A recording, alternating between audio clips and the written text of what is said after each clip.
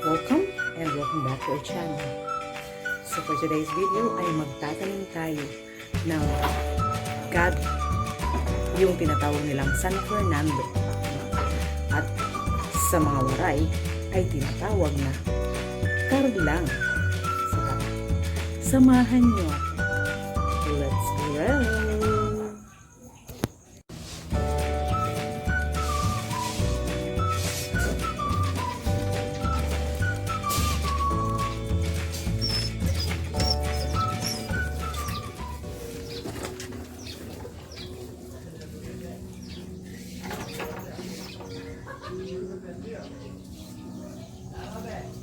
Ayan, so ito yung itatanim natin.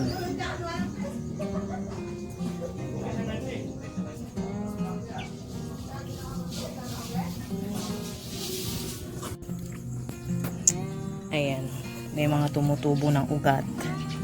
Kaya for sure ay mabubuhay yan. Ayan, so may mga panibago na rin mga dahon.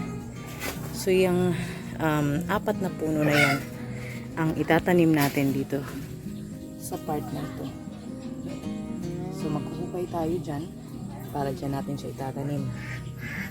At ito na pala ang nauna kong batch na itinanim dito sa gilid ng bakod. So yan, may mga bago na siyang dahon. Ayan. Ayan. So ang style ko ngayon ng pagtatanim ay kailangan siya, yung para naka-slope yung punuan. Papaslope natin yung lupa sa bandang puno para ma-encourage yung halaman na mamunga, ay magkaroon ng lamang ugat na medyo malalaki. So yan. Nga pala, itong mga puno na ito ng gabi ay galing din to dun sa front yard garden namin na pinagkuhanan ko ng mga laman na ginamit ko nung gumawa ako ng video dun sa pagluluto ng kakanin na ginataang taro, no?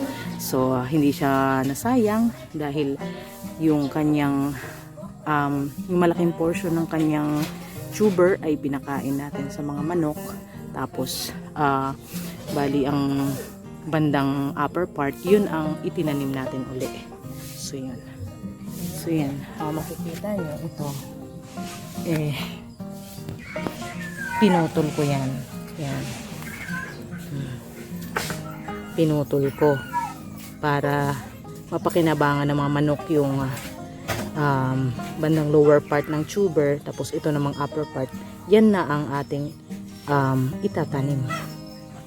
So tara, umpisahan na natin ang pagbubungkal dito sa part na ito. So yan ang mga tools na gagamitin natin sa paghuhukay. Ang galing ngayon.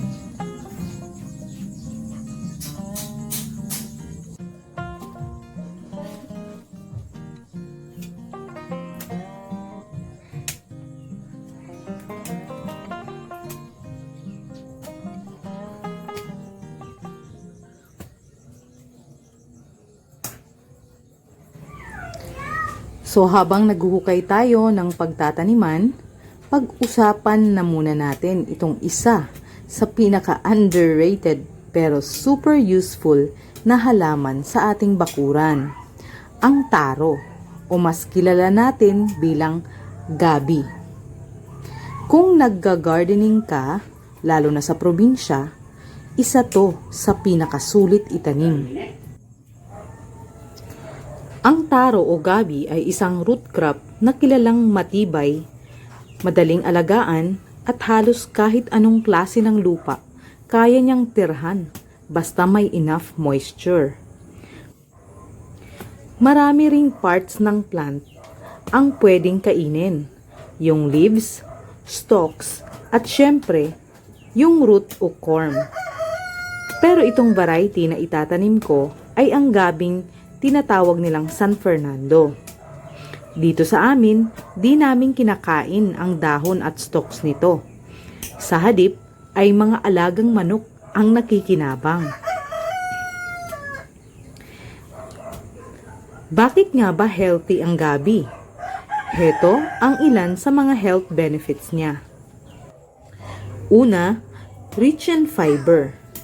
Nakakatulong sa digestion at pampabusog.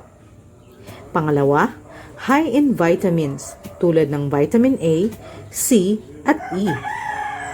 Pangatlo, source of potassium. Maganda para sa heart health. Number 4, low glycemic index. Good option para sa blood sugar management. At syempre, versatile. Pwede sa ulam, kakanin, at gulay. Pagdating sa pagtatanim, sobrang dali lang magtanim ng gabi. Una, choose healthy corms or hinog na tungkod na may visible eyes or buds. Pwede rin itanim uli ang na-harvest na puno nito, gaya ng gagawin natin ngayon. Pangalawa, ang planting area. Mas gusto ng gabi yung lupa na moist, medyo clayish, o yung malapit sa tubig, pero wag naman lubog. Pangatlo, ang spacing. Magbigay ng around 45 to 60 cm na pagitan bawat tanim. Number 4, depth o ang lalim. Itanim ang corms about 5 to 7 cm sa ilalim ng lupa.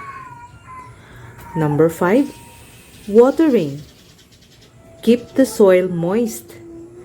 Ang gabi ay mahilig sa tubig pero ayaw ng stagnant na sobrang lalim na tubig. Number 6, maintenance.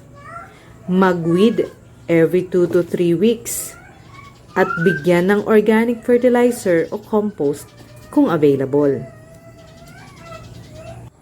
Ano ang best time to plant gabi sa Pilipinas?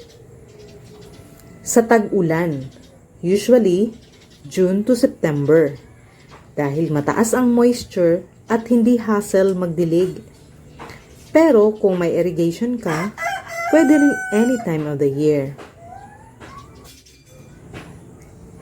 Siyempre, hindi kumpleto ang usapan kung walang pagkain. Heto ang mga sikat na recipe gamit ang gabi. Siyempre, una sa listahan ang laing. Classic Bicolano dish gamit ang dried taro leaves cooked in coconut milk. Pero itong gabi na San Fernando ay di namin ginagamit sa pagluluto ng laing. Itong isang klase ang ginagamit namin. Pangalawa, gabi sa sinigang. Nagbibigay ng lapot at sarap sa sabaw. Pangatlo, ginataang gabi. Creamy ulam na perfect sa kanin. Pwedeng haluan niya ng karni ng baboy o karni ng manok. Number 4, taro chips. Ito ay healthier alternative sa potato chips. Number 5, taro milk tea. Modern favorite na gawa sa taro puree or powder. At dito sa Pinas, di kompleto ang kakaning ginataan kung walang gabi. Last time ay nagluto tayo ng simpleng matamis na ginataang gabi. Akalain mo, nakatsamba tayo. Nagustuhan ng anak ko. Kung naghahanap kayo ng halaman na low maintenance pero nutritious, multipurpose at pangmatagalan, try planting taro sa inyong mga garden.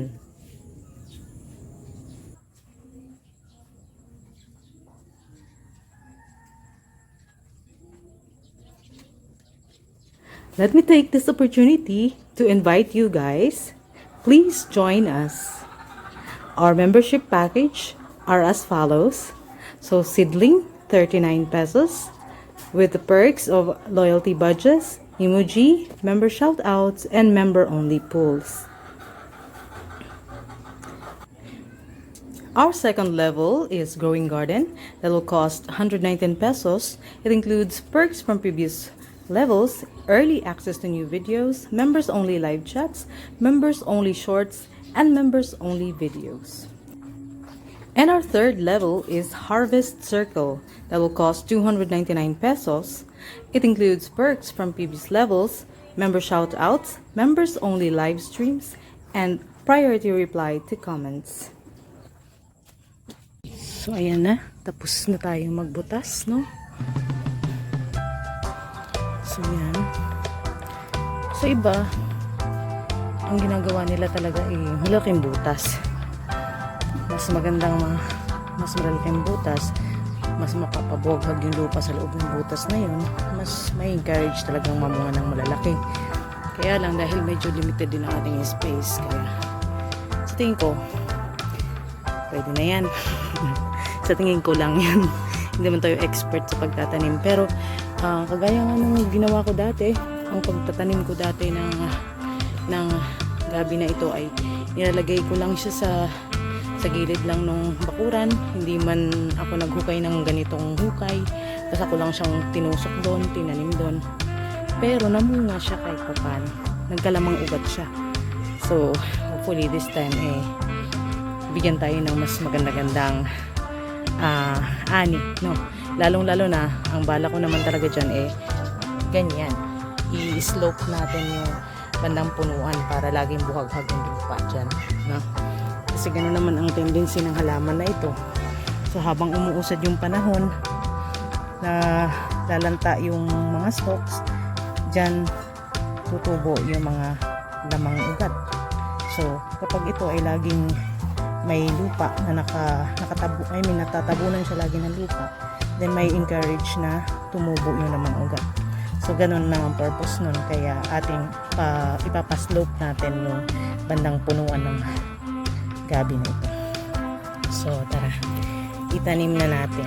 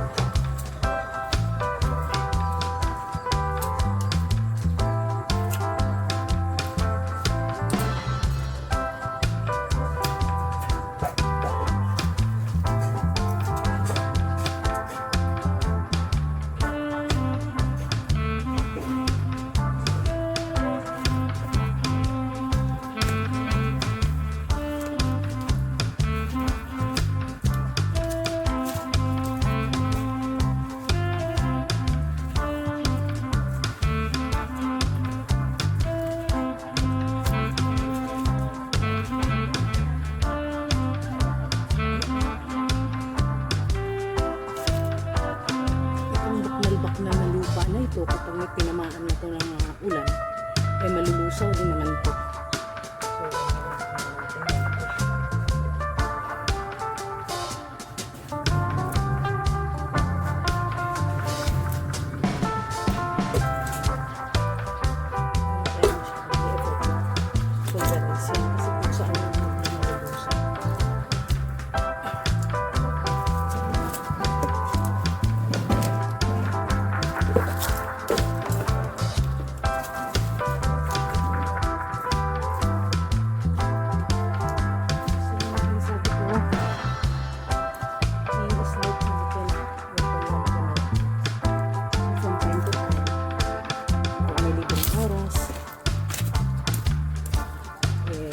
Lagi na lang i-slope kasi yun nga pagka nauulanan pag nasulot yung ating slope so ibabalik na lang siya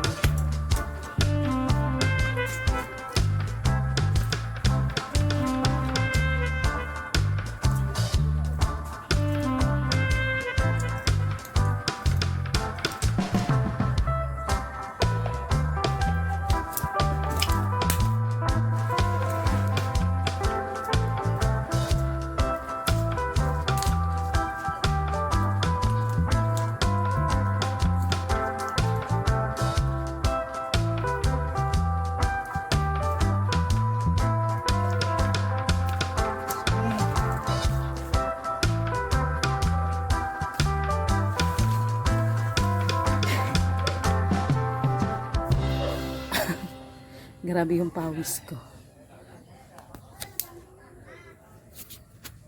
So ayan na guys, tagaktak yung pawis ng lola nyo.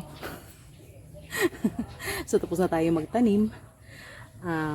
So ganyan lang kasimple ang ginawa natin. So para ma-encourage nga yung ating gabi ng San Fernando na mamunga, ay pinaslope natin yung mga punuan. So paminsan-minsan pag manonotice nating na agnas na yung slope, iaano na lang natin ulit. Babalik na lang natin ulit. So ganun lang. Maganda kasi kapag marami kang mga tanim-tanim, kagaya niyan, mga ka-harvest tayo ng lamang ugat kahit paano. So dagdag na pagkain din yun. Hindi na kailangang bilhin, no? So I hope na nagustuhan nyo at may natutunan kayo sa ating video sa araw na ito. So don't forget to like and share this video, and please don't forget to subscribe. Let's grow.